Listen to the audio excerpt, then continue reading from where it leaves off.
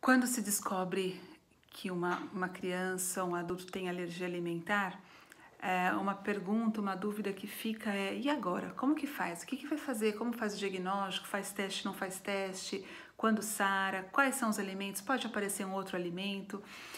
E uma das coisas que é muito importante quando se pensa em alergia alimentar é saber qual alergia alimentar que nós estamos falando.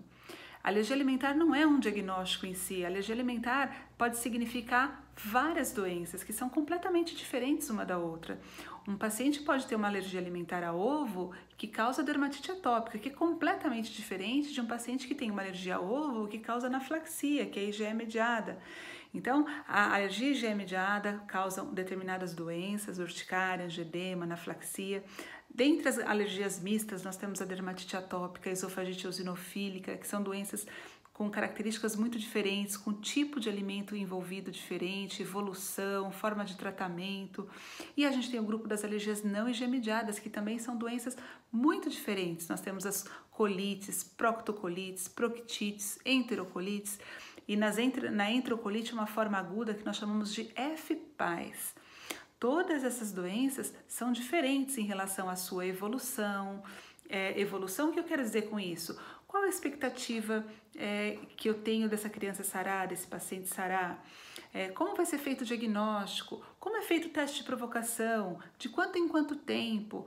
Existe a possibilidade de desenvolvimento de alguma nova alergia? Tudo isso depende de qual doença nós estamos falando. E eu falo que a alergia alimentar tem nome e sobrenome e nós precisamos aprender qual é o nome, qual é o sobrenome da alergia alimentar que nós estamos falando, ou dar nome aos bois. Então, hoje nós vamos falar de FPAS. FPAS é a alergia não IgE-mediada mais grave que existe, é o equivalente da anafilaxia na alergia IgE-mediada.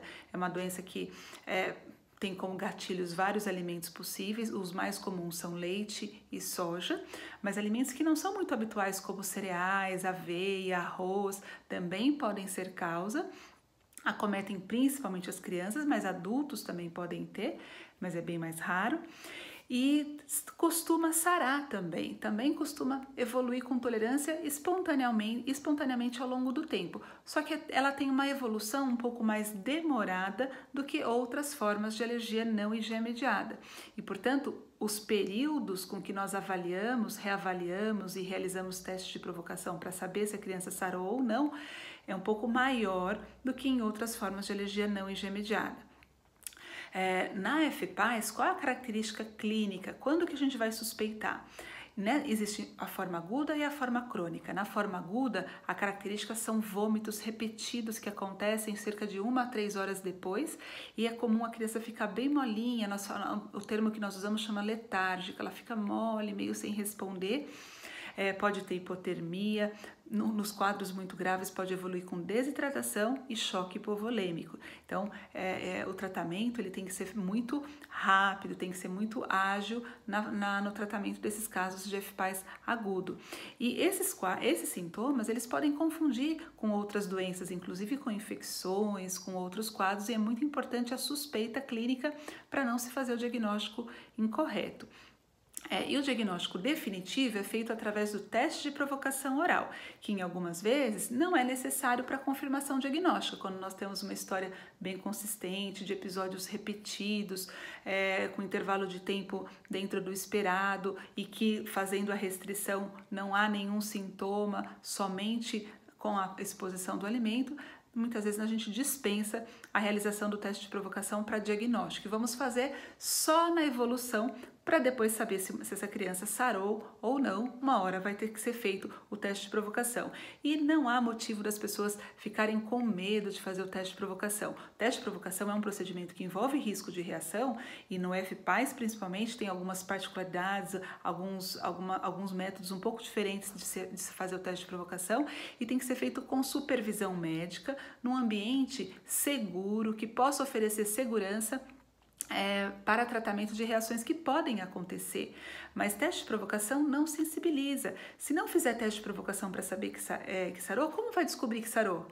Comendo lá na escola, no restaurante ou em casa? Não. A forma de se avaliar se uma criança sarou ou não de qualquer alergia alimentar é através do teste de provocação oral, que será feito no momento adequado, conforme a avaliação de cada caso. O teste de provocação não é para ser feito de forma sistemática, a cada 3, 4 meses vai fazer teste de provocação.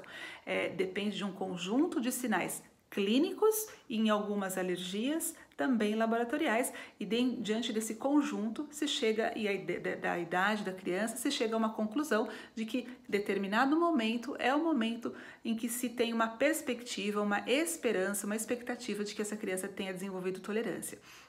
No FPAS, essa tolerância também é esperada, mas ela acontece em geral a partir dos 2, 3 anos de idade, que vai acontecer e que nós vamos realizar o teste de provocação oral. Na FPAS, os testes diagnósticos normalmente não são úteis para identificar o alimento, então é feito através da história, restrição, remissão dos sintomas com a restrição e reexposição, recidiva dos sintomas com a reexposição ao alimento.